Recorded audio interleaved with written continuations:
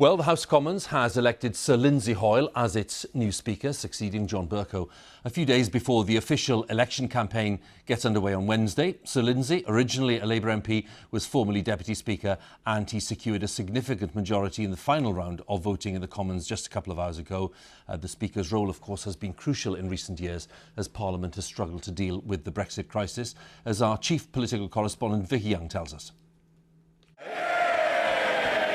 We're going to be hearing a lot more of this man's voice in the coming months as he oversees the next chapter in these tumultuous political times. According to parliamentary tradition, Sir Lindsay Hoyle had to be dragged to the Speaker's chair, where he made this promise. I will be neutral, I will be transparent. I think this House, we can do more to ensure that that transparency continues. His family were watching from the public gallery, and he spoke of their heartache over the death of his 28-year-old daughter. My daughter, Natalie, I wish she'd have been here.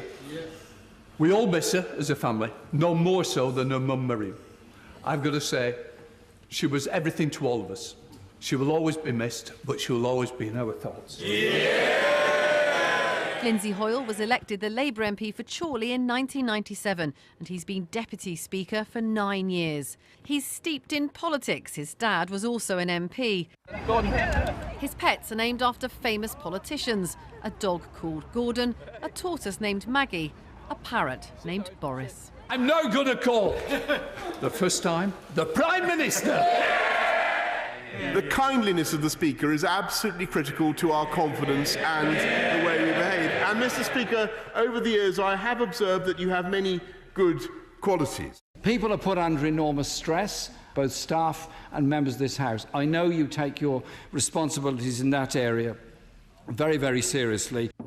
The Speaker's appearance might have changed over the years, but their role keeping order in the Commons is as crucial as ever. They can influence what gets debated, but some thought John Bercow went too far, bending the rules to side with anti-Brexit MPs. Sir Lindsay Hoyle's supporters say he'll adopt a down-to-earth, calm approach when he swaps his Lancastrian home for the grand Speaker's residence in the Palace of Westminster. This Speaker is unlikely to be as controversial as the last. Vicky Young, BBC News. Doctors and health service leaders in England have warned party leaders against using the NHS as a political weapon during the general election campaign. NHS Providers, which represents hospitals and other health trusts, says that spending promises made in the heat of the election battle risk creating unrealistic expectations among voters, as our health editor Hugh Pym tells us. A nice big bus you will come round. It's a familiar story at elections down the decades. I've had sufficient physiotherapy in my time to know. Political party leaders visiting hospitals.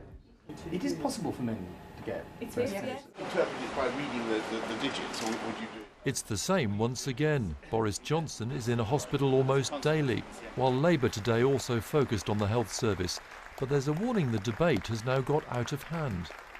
We would ask our politicians to exercise a bit of self-control and to make sure that the debate we're going to have is evidence-based, it's mature, and it's not just political punch and judy. Health leaders say it's all the more important to have a considered debate about the future of the NHS because it's under immense strain right now. They say they're worried about the level of pressure even before winter has really set in. So how does this hospital chief executive see things? We've been very busy over the summer here at Milton Keynes. It's really important that we have the right staff available to us. We're going to see some real peaks in demand. Staffing is a problem. There are 107,000 vacancies across the NHS in England, and all this as demand's rising, with nearly 4% more emergency hospital admissions over a year.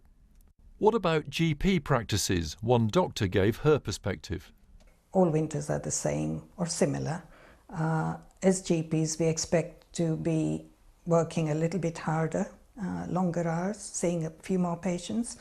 The latest figures show there were 4.4 million people waiting for routine surgery in England, a record high, and nearly 65,000 in September had to wait more than 4 hours for a bed after being admitted through A&E.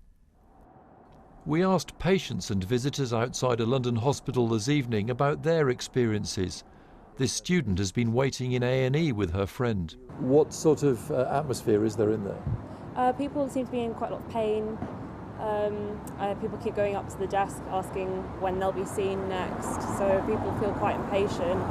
This woman says she and her children have been well cared for. Basically, on the whole, we were seen, and I think it's a fantastic service. I'm very grateful for the NHS. The Westminster election NHS debate is mainly about England. The devolved administrations run their own health systems, though there's no doubting the passion for the NHS right across the UK. Hugh Pym, BBC News. In some of the day's other election news, Nigel Farage has unveiled the Brexit Party's 600 election candidates, though he isn't one of them, saying that he believes the party is more of a danger to Jeremy Corbyn than to Boris Johnson, because he says 5 million Labour supporters voted to leave the EU in the 2016 referendum.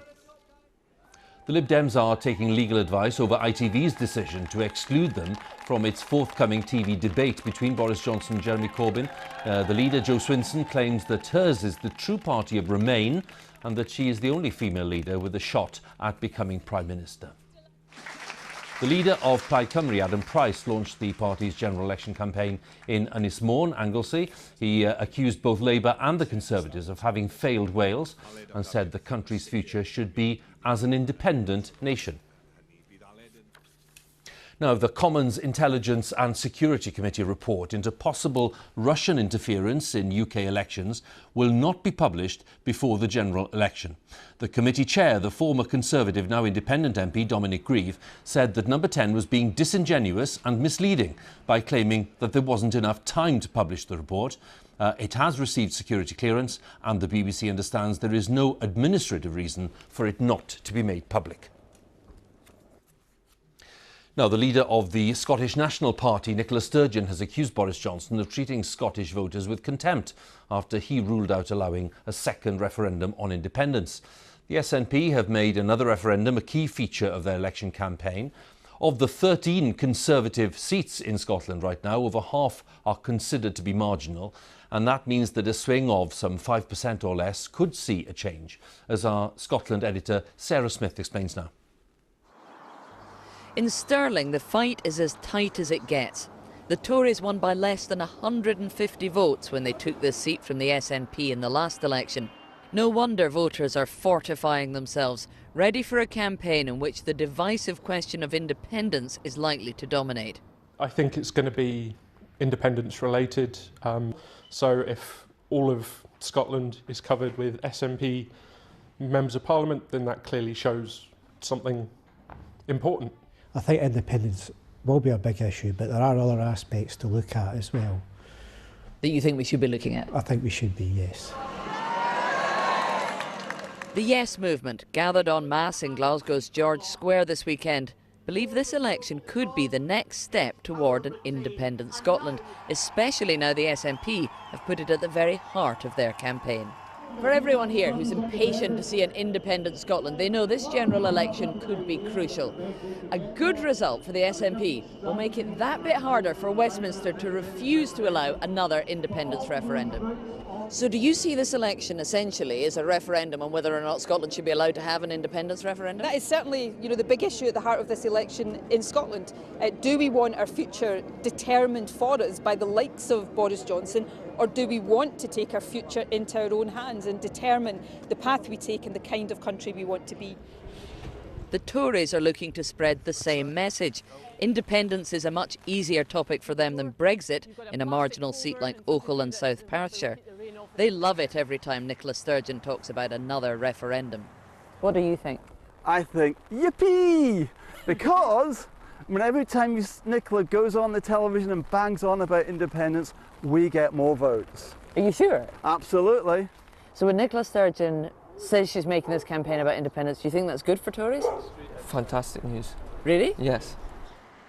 The Conservatives want to position themselves as the only reliable defenders of the Union, even though the Lib Dems promise that they too will protect the UK. Voters may be confused by Labour's position, who say they don't want another referendum, but would not block one.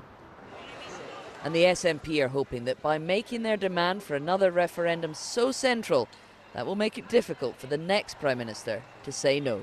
Sarah Smith, BBC News. Well, all political parties have stepped up their campaigns on social media in recent days. Political advertising on platforms such as Facebook has been the source of great controversy in the past few years, with concerns about personal data falling into the wrong hands. But as our media editor Amal Rajan reports, that hasn't stopped campaigners looking to digital channels as a powerful tool to reach more voters. Election campaigns are ultimately a branch of the marketing industry. In the 21st century, that means they've shifted online. This weekend saw a significant escalation of political ads in our Facebook and other social media feeds, but tactics varied across the parties. Conservatives focused on Brexit and targeted marginal constituencies such as Colne Valley with the message that just a few hundred votes could be decisive. Labour looked to policy beyond Brexit with an NHS ad that linked to a Guardian article. The Lib Dems tweaked their attack ad against Jeremy Corbyn for different audiences. One claimed he was a Brexiteer at heart, another questioned his leadership credentials. But how exactly do digital marketers, political and otherwise, target us? The industry is seeing exponential growth. This British firm doesn't work for political parties, but helps brands reach their target audience. Every single action that people take online, almost, is tracked as a data point that we can use to inform our targeting. And that's whether they've taken a certain amount of time dwelling on a page, whether they've expressed interest in something, liked something, joined a group, almost purchased something but not purchased something, purchased something. Every single one of these is a signal. Right, so how narrowly can you focus your target? You'll be blown away by how specific we can be in terms of targeting individual people. We could, for example, within Newcastle-under-Lyme, choose a nurse who's recently qualified within a certain income bracket, who's interested in fitness and wellness, and then under behaviours, has recently returned from travel within the last 1 or 2 weeks. That's how specific we can get. And I think the thing that I find... What then is the appeal of social media to political campaigners? First, it's very quick. It's also a cheap medium. You can pay sometimes as little as £100 to reach thousands of swing voters. The other reason, of course, is that you're allowed to advertise on social. British political parties are not allowed to advertise on TV or on radio, unlike the counterparts in America. This is the age of data. All around us is an infinite swirl of personal information which you and I add to every time we browse, swipe, like or click.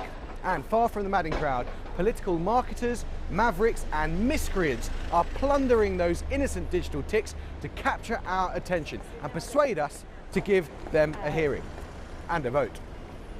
Recent plebiscites show campaigners tend to save most of their digital budgets for the climax of a campaign. The best and the worst is yet to come. Amal Rajan, BBC News. Just a reminder, for more coverage of the election, you can go online, where there's a simple but extensive guide to the election and the issues, the state of the parties going into that vote on December the 12th. That's at bbc.co.uk. And then, of course, you have the BBC News app as well.